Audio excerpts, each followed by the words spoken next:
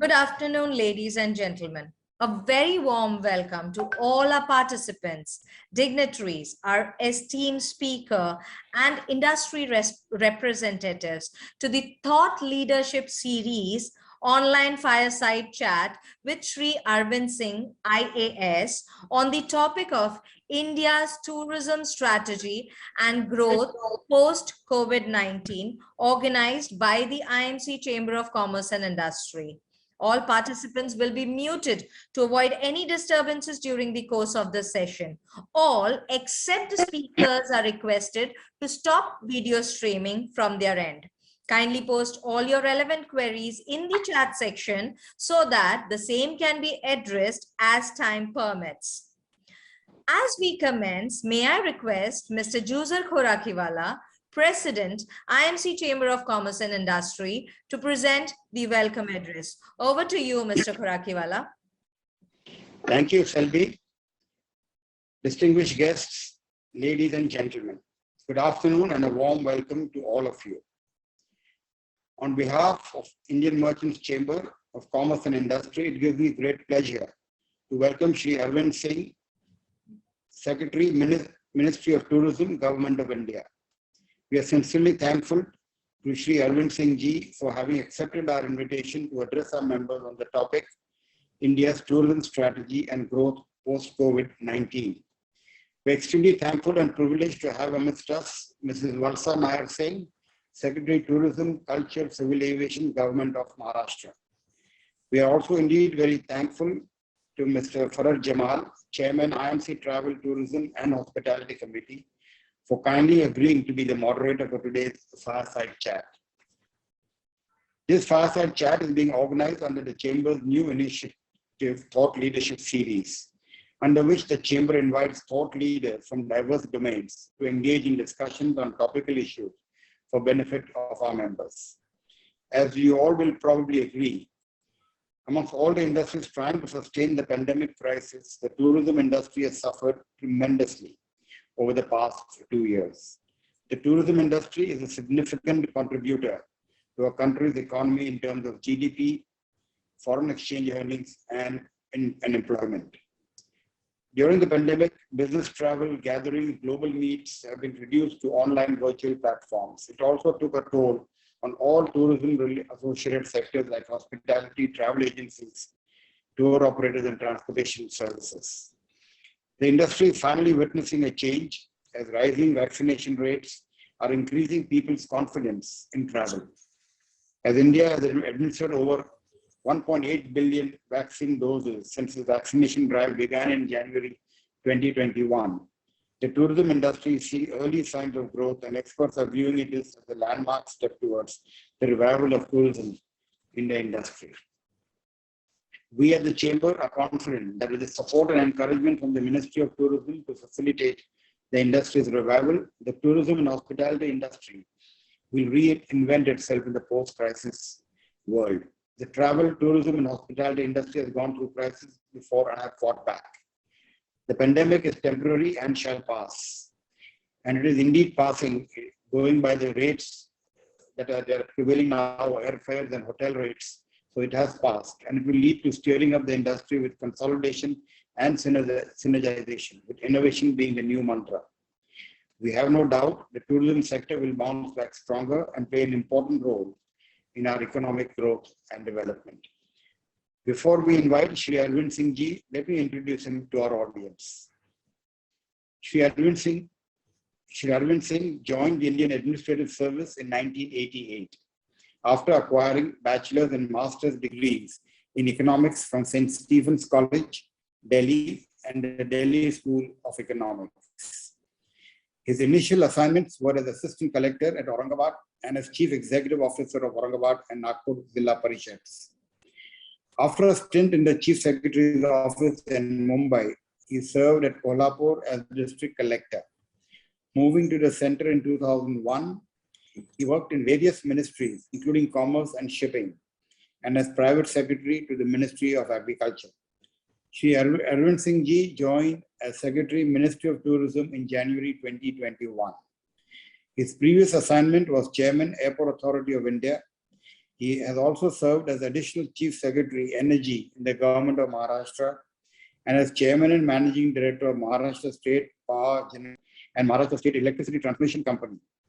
He has also served at the Embassy of India, Tokyo, as Minister Economic and Commercial between 2014 and 2017. Shri Singh has attended the mid-career training courses at the Graduates Institute, Geneva and Harvard University, and is very fluent in English, Hindi, and Marathi. Truly a very well-rounded career for Mr. Arvind Singh ji. A few words about IMC. Established in 1907 and having its headquarters in the heart of the city of Mumbai, the IMC Chamber of Commerce and Industry is an apex chamber of commerce, trade and industry in the Western region with its membership base of over 5,000 members and over 150 trade associations affiliated to it.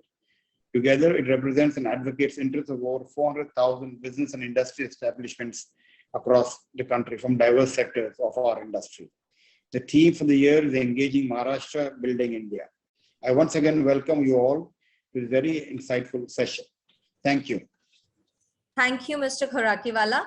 I now request Mr. Farhad Jamal, Chairman, IMC Travel, Tourism and Hospitality Committee, to begin the fireside chat with Shri Arvind Singh, IAS, Secretary, Ministry of Tourism, Government of India. Over to you, Mr. Jamal. Thank you, Selvi. Thank you, President Khorakiwala. My sincere thanks and gratitude to Mr. Arvind Singh for finding time, despite a very busy schedule, to be here. It's a pleasure to be here, to be with you and have a conversation this afternoon. Let me jump into the questions, sir, right away. How do you see the revival of Indian tourism sector to post-COVID levels? Thank you for the introduction, Mr. Khorakiwala and Mr. Jamal. It's my pleasure also to be here today. During the pandemic, we have discovered this mode of communication. Otherwise, physically, either you would have had to come today or would have had to travel to Mumbai to have this conversation. So thank you very much. Yes, as mentioned by Mr. Khorakiwala in his opening remarks, there are the green shoots of revival that we see in the industry. And as we saw in the last year, especially after the waves, like the second wave, after that, there was an immediate bounce back. After the first wave, in 2020, there was a slow bouncing back of the industry. But in last year, in 2021, we saw a very strong revival, especially on the domestic tourism sector. And in the last quarter of the last calendar year, that is October to December, leading hotel chains and leading hospitality providers, or even those providing homestays or even in remote areas of the country, were reporting from between 60 to 90% occupancy in the last quarter of the last calendar year. And they were all very hopeful of a booming season ahead. Unfortunately, the Omicron variant reared its head, and there was a lull. And we saw the months of January and February experiencing kind of setback. There was a setback, and the industry took a few steps backward. But post that, we are seeing not only leisure travel, but business travel is now beginning to start. The number of online meetings are going down. One reason for that is definitely the very extensive vaccination coverage, and especially in the prominent tourist areas. The government of India prioritized vaccination in the predominantly tourist states. And it gives me pride to say that the states responded very well. And you will hear that many tourist destinations have achieved 100% vaccination of all these stakeholders who work in the tourism industry. And that has instilled a sense of confidence. So we see business travel coming back. We see conferences and, the wedding season and all that, gaining traction. And with the opening up of international flights on the 27th of March, before that, charter flights were opened. So we saw a large number of charter flights coming in post-October, especially in Goa and other places which attract charter flights. But with the opening of international flights, there are reports already of some international passengers coming in. And also, the announcement by the government of 500,000 free visas. That is also an incentive which is free. The first flight visas will be free for all tourists who are coming into India. So I think the opening of international flights will bring down the international travel fares, which were higher. And the announcement of free visas for the first 500,000, these things which have been announced by the government of India. There have been a lot of rehabilitation packages for the MSME sector or the hospitality sector. Recently, you heard the inbound tour operators, there was a tax collected at source, and that discrepancy has been done away by the finance ministry. So these steps, I think, will lead to a revival of inbound tourism also. Domestic, of course, is doing very well. I'm sure some of you who have tried to book or your family would have tried to book at some places, especially at the well-known places, would be having some difficulty as the reports are coming in. Most of the prominent sites are full with domestic tourists, and it's all booked for the next few months. In my interaction with industry also, they say that they're very confident of a very good business in the first quarter.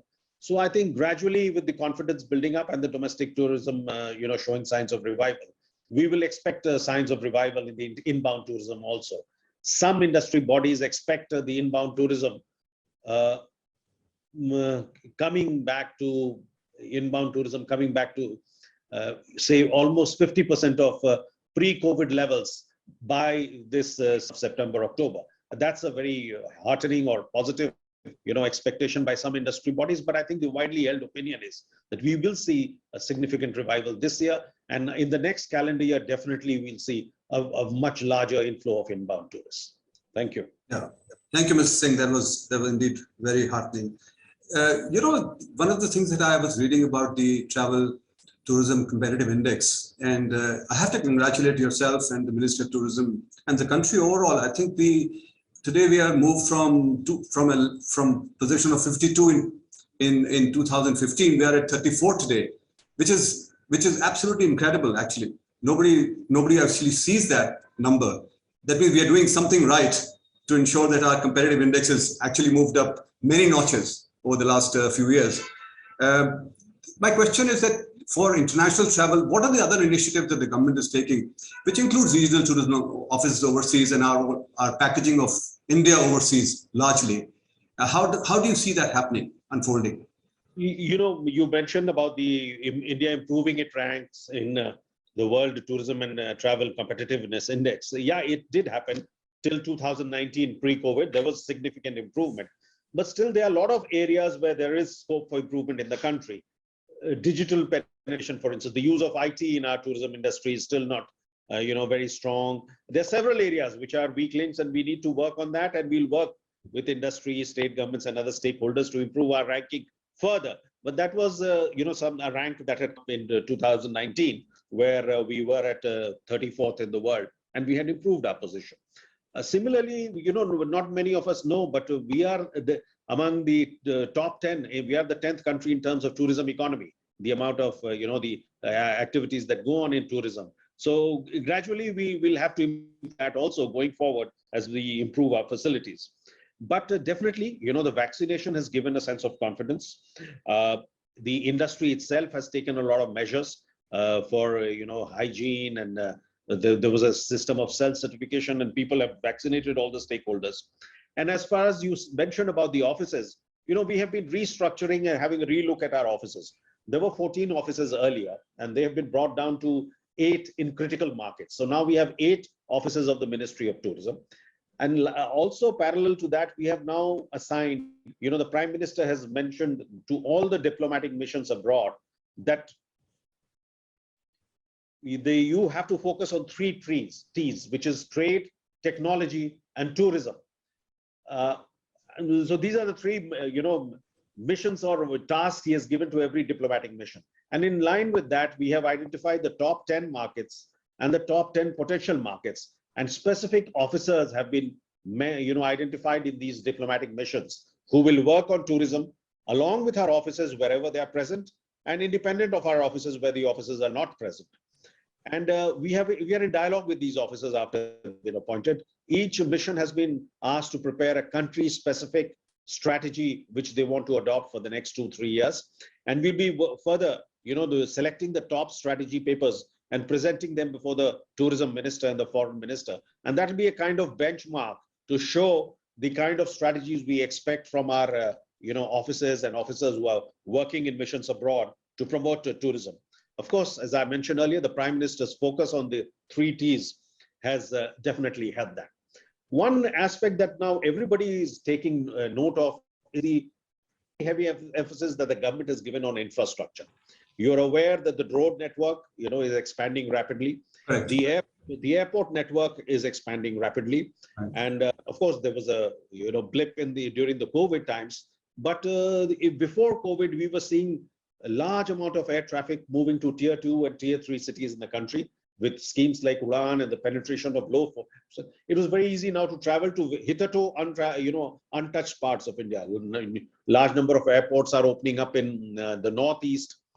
If you the number of flights that are going today to J&K and Ladakh, they were unheard of.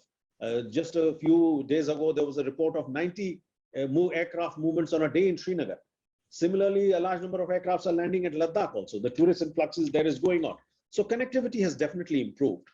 And so to highlight all that, we will be working with the missions and our offices abroad as we launch our Incredible India campaign in new format in this year. And we will be launching that through social media, digital media, TV also, and on very good international channels shortly to attract more and more visitors to India under the Incredible India brand. Thank you, sir. One observation that you made in one of your interviews has been, how do you plan to make India as a favored MICE destination? I think we have got a huge potential there, and we're still not up there in terms of our MICE facilities in major metros across the country. But your thoughts on this, sir? How do you see India developing as a MICE destination?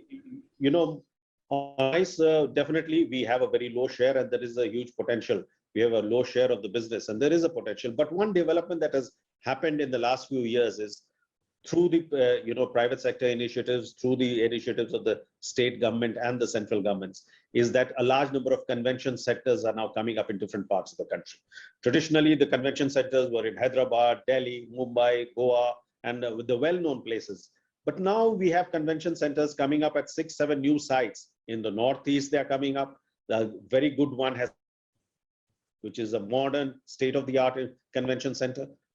A very good one has come up in Varanasi with the help of Japanese assistance, JICA assistance. And a new one is going to be inaugurated shortly in Bodh Gaya. I have a letter from the government of Bihar that they are going to inaugurate it shortly. So this shows that at very prominent, so-called iconic sites where we have well-known tourist places, there are now these kind of facilities coming up. So we have come out with a strategy paper on MICE tourism. There will be an interministerial board that we are proposing, which will coordinate the work at the Government of India level. And we are going to request the states to come up with, set up destination MICE bureaus so that these, destinations in their particular state can be marketed for, hosting certain conventions. I have been interacting with some, of the international bodies who have come, and some of them have decided to host. For instance, I know a very important legal conference is, a global legal conference is going to be held in India shortly.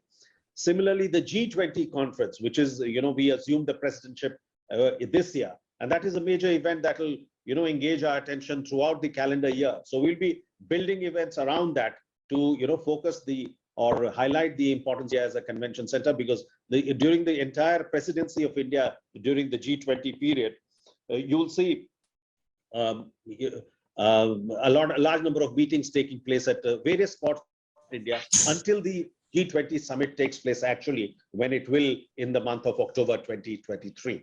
So these efforts, along with the other central ministries, with the state governments and the private sector, is where we want to highlight new places where such facilities are concerned, so they're able to bid and pitch for these sites in the future.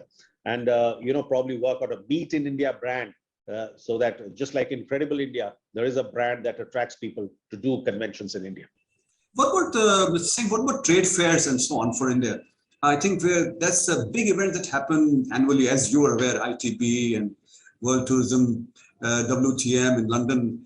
So something on that scale in India, are we planning something on that scale for India? I think we deserve it actually more than anything else. No, sure. With the increasing, as I mentioned, the legal event, the G20, and all these events, there'll be a focus on holding events in India, and we will definitely try and attract and hold large events in India in the future. So the other very interesting campaign that the government came up with, Dekho Apna Desh. I think this is a campaign that has actually boosted tourism in India. And I think Prime Minister himself said, if you go and see 15 destinations within the country, I think that will be a huge service to tourism sector itself. Our fellow Indians, if they travel to about 14, 15 destinations in a year or thereabouts, I think it's a great contribution. And so your thoughts on the growth in domestic tourism, and just an extension to that question, Mr. Singh, has been the growth in spiritual tourism. Because I think that's the one area that I feel when I was seeing the 16 destinations, top destinations, second is the holy city of Banaras. Then there is our golden temple in Amritsar. There's Mecca Masjid in Hyderabad. And of course, there is the Bodh Gaya temple, the famous temple in Bodh Gaya. So what are your thoughts on this, sir? No, see, the Dekho Apna Desh campaign we started because we couldn't do any physical events in the country during the COVID, and also there was a restriction because of a ban on flights. People could not come into India, and likewise outbound tourism was also not possible. So the campaign gained a lot of traction. We have done over seminars, and it has focused. The webinar has focused on specific areas. Unknown areas where local guides, tour operators, and others have introduced. So many people in the country have come to know of areas that they did not know about earlier, and that has definitely helped them know about these places and attract tourists to those places. During this year, we are celebrating 75 years of our independence. So we will be also part of that celebration, where one iconic week in July, the tourism ministry will be taking up events at prominent places associated with the freedom movement to highlight the 75 years of our independence. And that I think will bring into focus some important tourism places that we will do in the month of July. I don't recall the second part of a question that was relating to spiritual tourism, sir. Okay, yes, of course. Now you have seen with the help of the state governments, some great work has happened in places such as Kedarnath, or at Golden Temple, or at Kashi, and other important religious places also. Similarly, the government of India has rolled out a scheme called Prashad, under which we have funded infrastructure development for pilgrims at important places of spiritual and places of pilgrimage, and that has led to some very important and good infrastructure development. Now you can check it out that the kind of infrastructure that has come up at Somnath was largely funded out of this scheme. So that has, religious tourism was something that was always happening in the country from the old Jyotirlingas and the other religious places that has happened. Right. It has been happening for centuries, but there were issues of connectivity, there were issues of good transport infrastructure, there were issues of good facilities at those sites. And luckily, the examples I mentioned have shown people that this can be overcome and such infrastructure can be brought up. So going ahead, we will see more of such work at important places of spiritual significance and pilgrimage. And you will see that the facilities for pilgrims to do these, travel, to go there and to enjoy benefits will definitely improve going ahead. Thank you, sir. Thank you, sir. My next question is on, when I see a inbound travel breakup, medical tourism is something that is very attractive for India. Lots of wellness, I would say, not medical is possibly a very extreme word, but wellness tourism per se.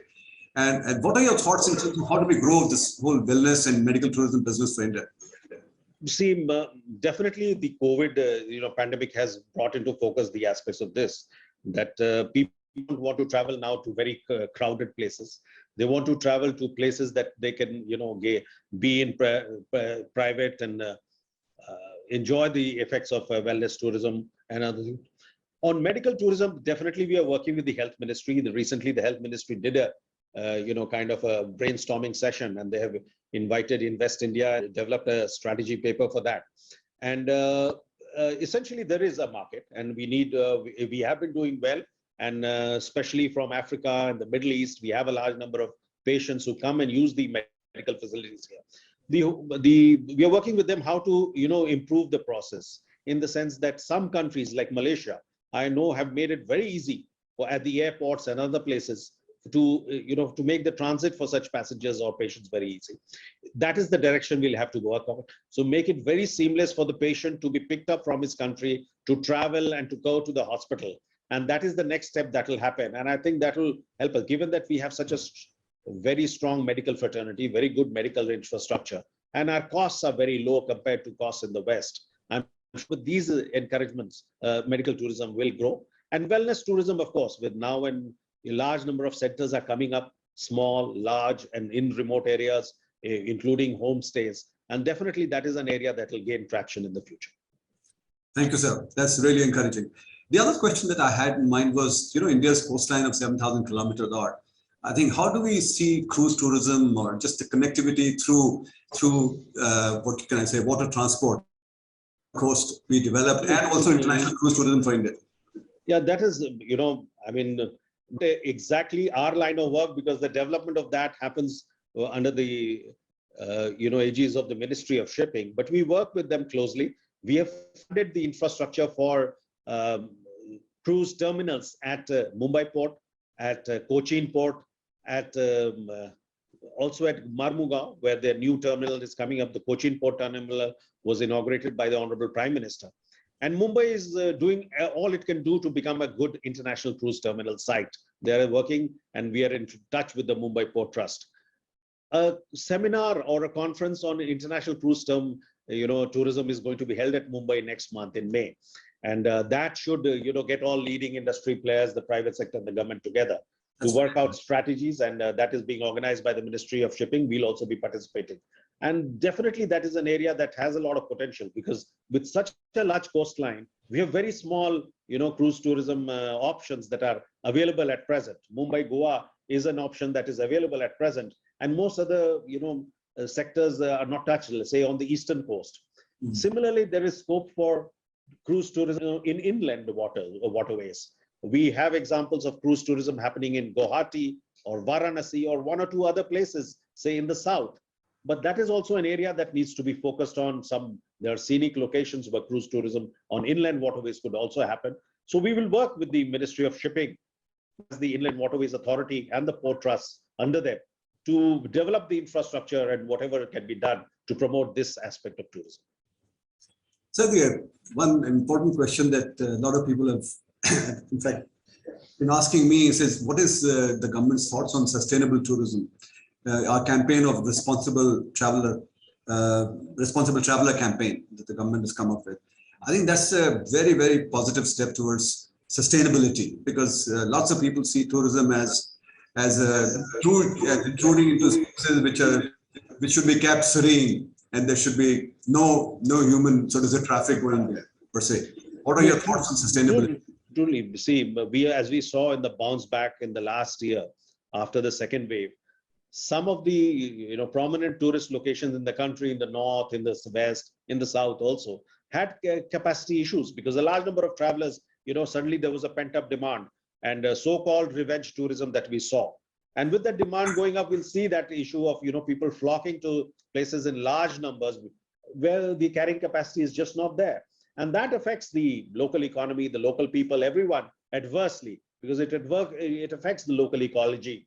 And this consciousness is coming up with at all the levels of the private sector, the small operators, the MSEB workers there, the state governments, the local governments, and all that. So we will be building up on the Responsible Tourism Campaign, the MOU we signed with the Responsible Tourism Society and the UN Environment Program. You'll see more of such campaigns going on. Incidentally, the draft National Tourism Policy that we have shared with all the industry bodies, we hope to bring it out. The draft is out. And there we are, talking of different missions in that National Tourism Policy. And one important policy part of that is a green tourism mission, where we are going to work out schemes and policies and incentives to promote sustainable tourism in the country. And hopefully once the national policy sees it, is approved, then we will roll out schemes to encourage and incentivize sustainability in tourism. Thank you, sir. That's very, very positive, I must say. The other quick question is on UDAN, which is the domestic flight connectivity, the short flight connectivity, and we are developing over 200 plus airports. I think that's be a huge shot in arm for the tourism, actually, the last mile connectivity. How do you see that panning out? Udan, of course, there are basically two aspects to it. One is, of course, the pure commercial travel bit, which the Ministry of Civil Aviation, and there are the tourist locations, which we, out of our budget, we provide the viability gap funding for those sectors. And some of the sectors that Udan has worked wonders. For instance, if I have to give examples of some states that have used it very well, other states in the Northeast and Karnataka. In Karnataka, you see a lot of small, airports mushrooming, be it Gulbarga, be it Bidar, be it Belgaum, Hubli, and there are hub and spoke flights, in the sense the smaller aircraft are coming in, bringing in people to Bangalore. And earlier people had to travel by road, and that has been happening, that has been successful only due to Udan. Similarly, you see a lot of, new airports coming up and connectivity happening in the Northeast or in other untouched areas. And Udan has brought, flying within the reach of the common man, because the tickets are, the fares are subsidized. So going ahead, definitely this will add. And what it has helped is, reduce the differential between rail fares, AC rail fares and air travel, which incentivizes people to travel by air and save time. So definitely this will be something that will go ahead, gain traction, and become stronger in the future. Thank you, sir. Thanks very much. The other question that the industry has been asking is, when do you see the industry getting onto a concurrent list? I'm sure you've been asked this question a million times. I know. Yeah. So we have been, and I have to say that the country, a lot of states have already given an industry status to the hospital, which is a huge shot in the arm. That's very positive move. So that was, I must compliment the states, because they realized that industry was suffering and there were large operating costs, and many states, including Maharashtra, Karnataka, and other leading states, they first started it, and that helped other states follow. And recently, Rajasthan has done that, and that helps reduce the operating costs of industry, because they are not charged, power or water or property rates, taxes at commercial rates that they are given the rates as industry, and that helps reduce the. So another demand of the industry, of course, is the incorporation in the concurrent list, and also infrastructure status. So on the infrastructure status, definitely a revision of the definition is called for, and we are in discussion with the finance ministry, and hopefully, because the definition of infrastructure for all sectors has in their harmonized list of the finance ministry has been there since 2013. So they will have a relook, hopefully, and then if they do, they should have a favorable or are that they will be having a relook at the definition of all the industry across all industry sectors. Thank you very much. Thank you. It's a very positive move, I would say. Hospitality, travel, tourism industry has been hardest hit, as we all know, in the past due to the pandemic over the last 18 months, 2 years. So what have been the learnings, and how do we prepare ourselves better in case we face a situation similar to this or worse in the future? See, this kind of an event happens once in a century. I mean, this is a once in a century event, this kind of a pandemic.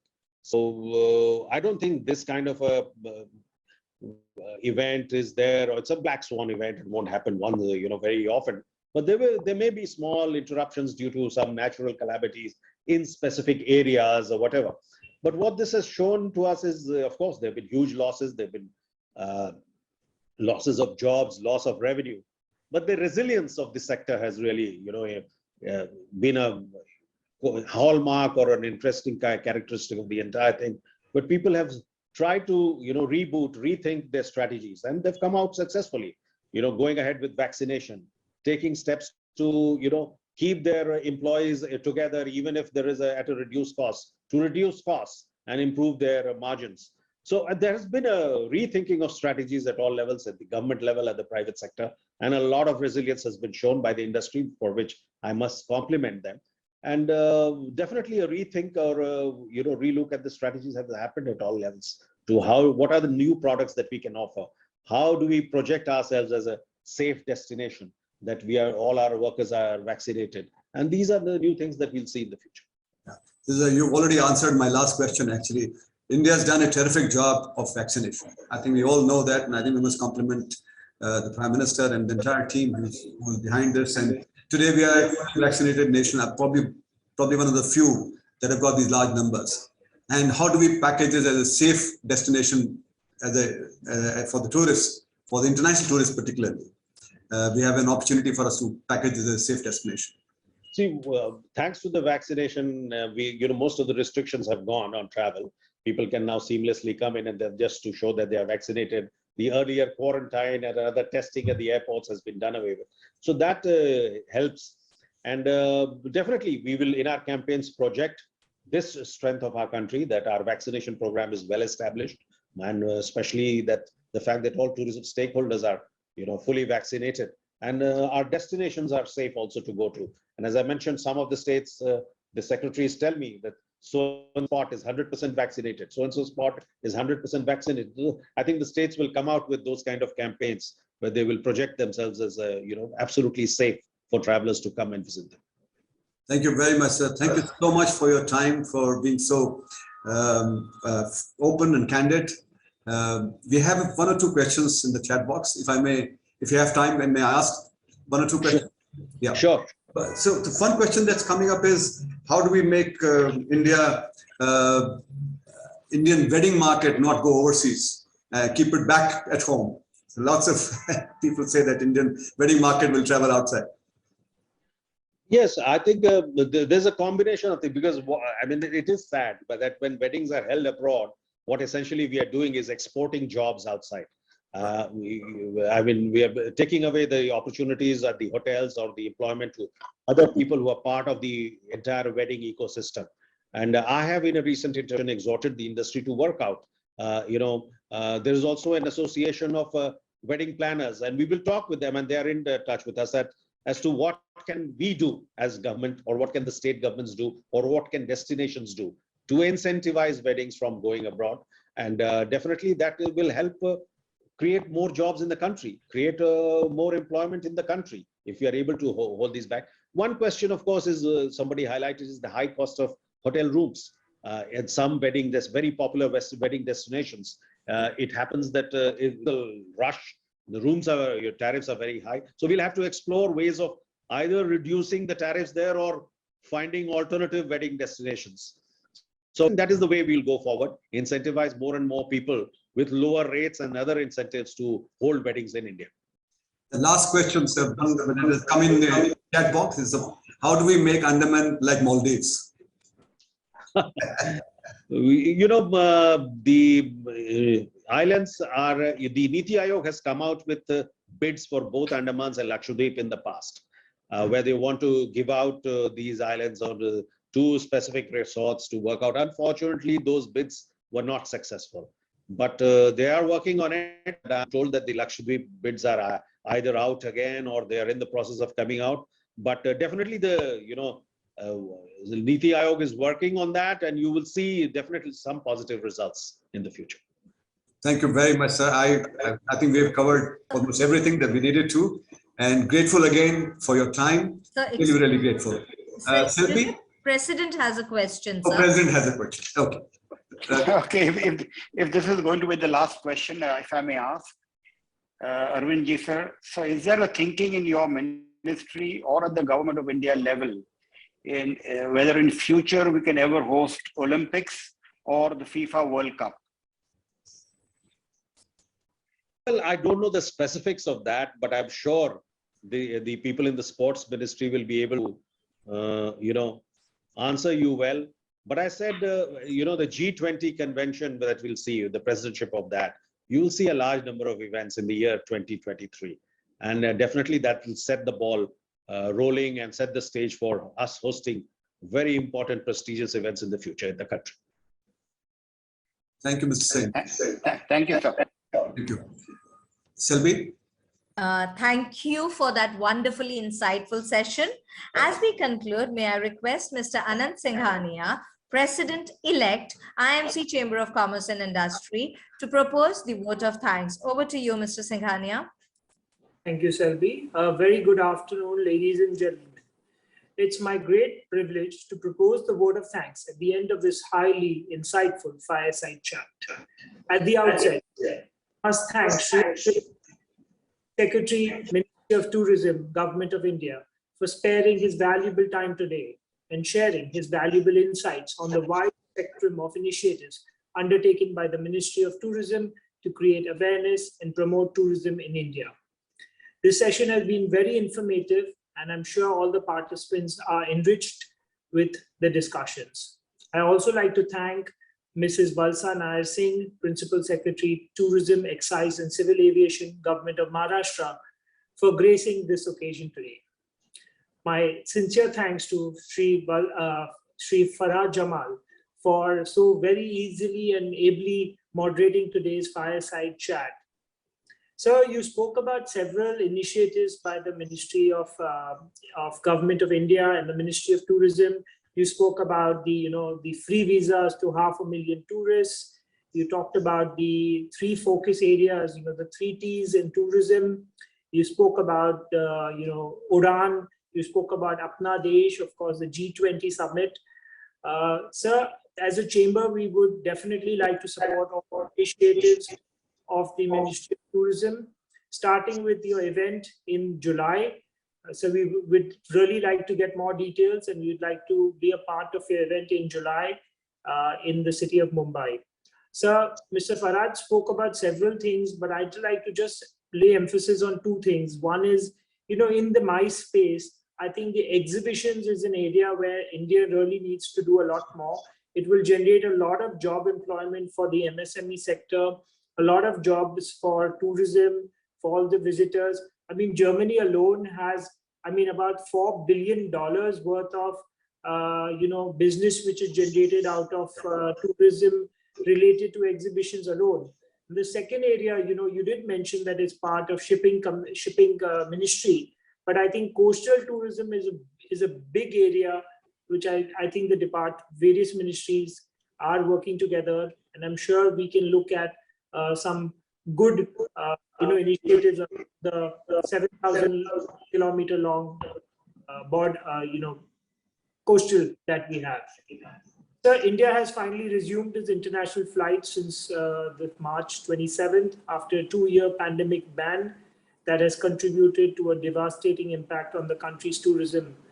However, the future is bright and the sky is the limit. You mentioned as well that the industry is waiting with bated breath towards revenge tourism, and we can already see hotels, airlines, cities, everything being booked up in a big way, starting with even Kashmir, as you mentioned. As the world's second most populated country, we anxiously prepare for new beginnings, learnings from Shri Arvind Singh ji about India's tourism strategy and growth post-COVID-19. This will aid tourism stakeholders in India to look for opportunities to reimagine the future of tourism. So, your thought-provoking address on today's topic has enlightened us all. As we conclude the event of this afternoon, I feel elated that the event has given great insights on the measures undertaken by the Ministry of Tourism to create awareness as well as to promote and boost tourism in India.